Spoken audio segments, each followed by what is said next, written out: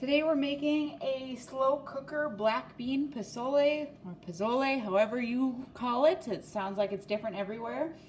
So first I'm going to add my black beans, and you can go ahead and add 2 cups dry black beans. But if you tend to have trouble with digesting beans or they give you a lot of gas, I would recommend just boiling them, soak and rinse that for 15-20 minutes just to try and get some of that off, make them easier to digest. But otherwise you can just add a pound of dry beans or 2 cups dry in here. So we're going to add those first. And then we're going to go ahead and add 8 cups of chicken broth.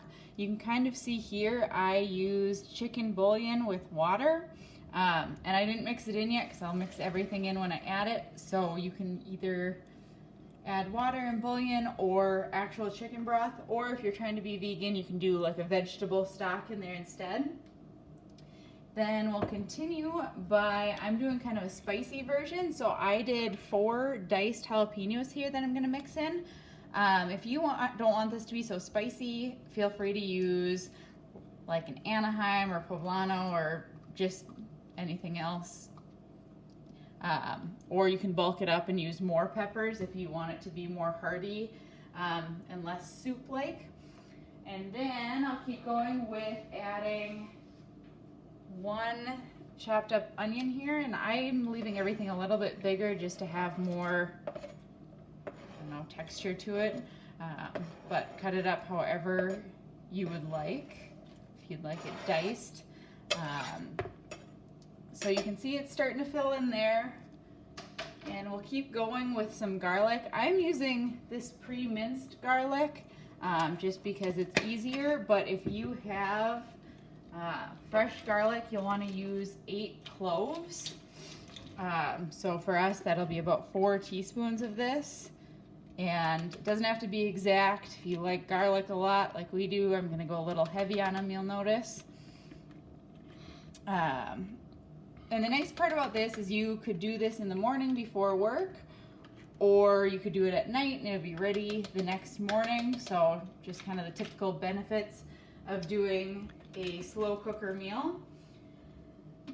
Then we'll keep going with some chili powder here, and we'll want to do 2 tablespoons. Again, a lot of this is for reference, but if you do not like as much spice, you can adjust up or down as you see fit. I feel like the beans soak up a lot of the heat, so it really needs quite a bit of spice to get the flavor to come through. And then we're going to add a little bit of tomato paste. Typically you wouldn't add that much. I'm going to go ahead and add a full 6-ounce can just to add that tomatoey part in there, but you can always do like just a scoop like that if you aren't as big of a fan of tomatoes.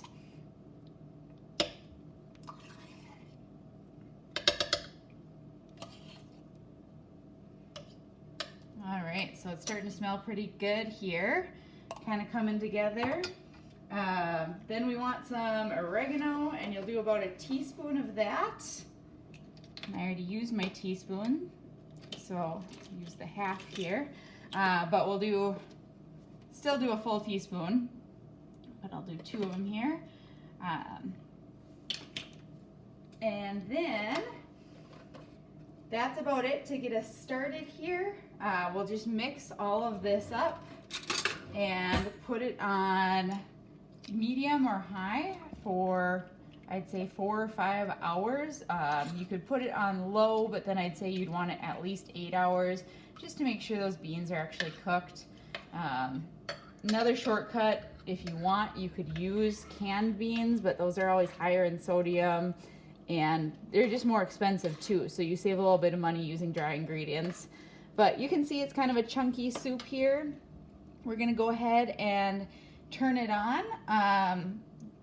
After our 4 or 5 hours is up, we will be adding some lime juice, some cayenne pepper, and hominy. Typically, I don't have that on hand, so I'm actually just gonna put in corn, which is kind of messing with the recipe a little bit. It won't have the same texture, but you can kind of add and take away things as you see fit.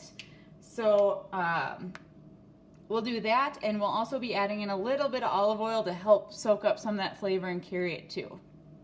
It has been over 5 hours now, so you can kind of see what this is looking like. It just looks kind of brown, but it's going to smell pretty fragrant by now and just kind of cook down a little bit. So we're going to add the rest of our ingredients now. So you can see here I have 1/8 of a teaspoon of cayenne pepper, and we'll sprinkle that in here. We'll mix this up after we're done here. And then I'm going to do 1/4 of a cup or 2 ounces of lime juice, and you'll get the most flavor if you do fresh lime juice. We're doing bottled lime juice just because we want to save a little bit of time because it can take some effort to squeeze a lime. And then finally you'll add your hominy, or in this case we're adding corn because we didn't have that on hand. So it'll have a little bit different flavor and texture, but again, kind of use whatever you have on hand here. So then once we have that in, we'll just want to make sure everything is warm, so maybe wait another couple minutes just to make sure everything is nice and warm.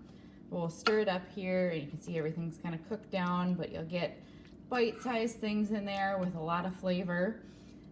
If you want to add, this is traditionally a vegetarian style dish, and you could serve meat on the side. Or if you want more of like an all-in-one meal, you could go ahead and add like cubed steak or pulled pork or something like that, so you could get a little bit of protein besides the beans in here. So that's just another option you could have. But then when you serve this, I would recommend having a little bit of fresh cilantro on top, and maybe you could do sour cream or avocado if you want to cut the heat a little bit, or radishes also work well in here.